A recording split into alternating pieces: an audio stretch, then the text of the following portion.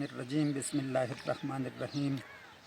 میرے پیارے بھائیوں، دوستوں، پاکستانیوں، آج 23 مارچ ہے اور یہ 23 مارچ جو ہے ہم اس کو ہر سال مناتے ہیں یوم پاکستان کے طور پر۔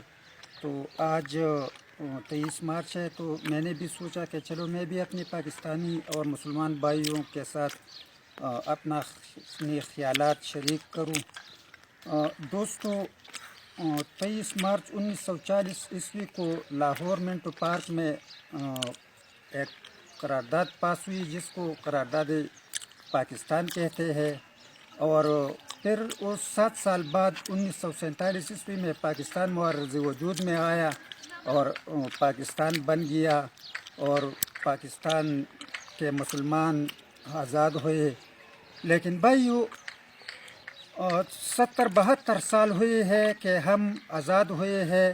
ہم ہر سال 14 اگست 1947 مناتے ہیں، 23 مارچ مناتے ہیں، لیکن اصل میں مسئلہ یہ ہے کہ ہم اب تک آزاد نہیں ہے۔ ہم معاشی طور پر آزاد نہیں ہے، ہم عدالتی طور پر آزاد نہیں ہے، اور ملک میں ظلم اور بربریت اور زیادتی ہے۔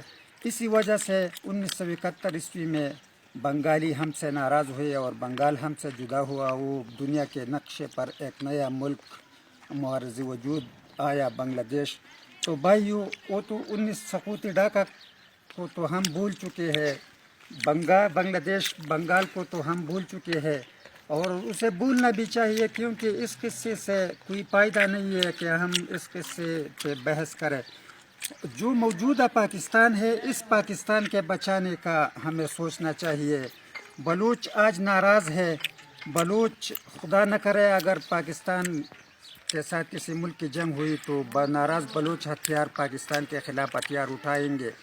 ان بلوچوں کو کیوں ناراض کیا گیا؟ ان بلوچوں کو کیوں اس حد تک پہنچایا گیا کہ وہ پاکستان کے خلاف ہوئے؟ ورنہ وہ بھی تو مسلمان ہے، وہ بھی تو پاکستانی ہے، لیکن ان کی محرومیاں ہے کہ ان کو اس حد تک پہنچایا گیا ہے۔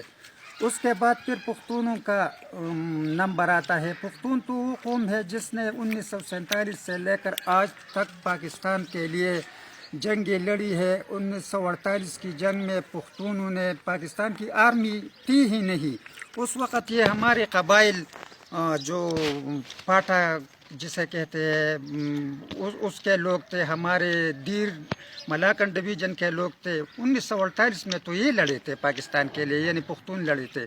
پھر 1965 میں یہی لوگ پختون پاکستان کے ساتھ پاکستان کے لیے لڑے۔ 1971 میں پختون پاکستان کے لیے لڑے، لیکن آج وہ پختون ان کو اپنے وسائل پر حق نہیں دیا جا رہا، ان کو حقوق نہیں دیے جا رہے ہیں، کیونکہ ہر سال خیبر پختونخوا کا ہمارا پنجاب اور سندھ اور مرکز کے ساتھ تو 5 ارب کا تو وہ ہمارا پانی استعمال کرتے ہیں۔ جو ہمارا دریائے سندھ میں 14% پانی ہے، 10% وہ ہم سے وہ استعمال کر رہے ہیں۔ ہمارے جنگلات ہیں لیکن اس پر ہمیں اختیار نہیں ہے۔ ہمارے ہاں ماربل ہے، ہمارے ہاں کرومائٹ ہے، ہمارے ہاں دنیا کی ضروریات زندگی کے جو بھی چیز ہے وہ ہمارے ایریا میں موجود ہے، لیکن ہمیں اس سے کوئی فائدہ نہیں ہو رہا، اور یہ ہمارے پختونوں میں بھی محرومی بڑھ رہی ہے۔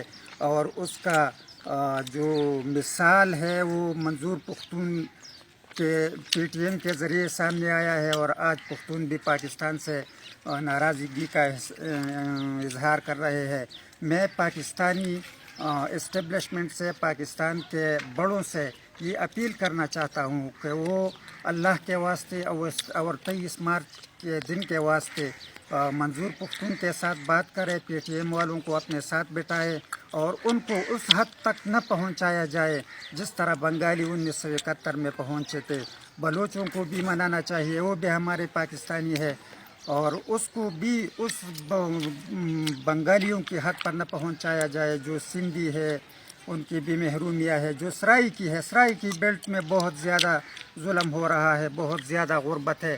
سرائیکیوں کو بھی دل سے لگانا چاہیے، اور پاکستان کی بقا کے لیے ہمیں اٹھ کر کھڑا ہونا چاہیے، اور پاکستان بچانے کے لیے جو بھی محب وطن پاکستانی ہے اور جن کو بھی کوئی مسئلہ ہے ان کے ساتھ ہمیں بیٹھ کے ان کا دکھ درد بانٹنا چاہیے اور پاکستان اس طرح مضبوط ہوگا.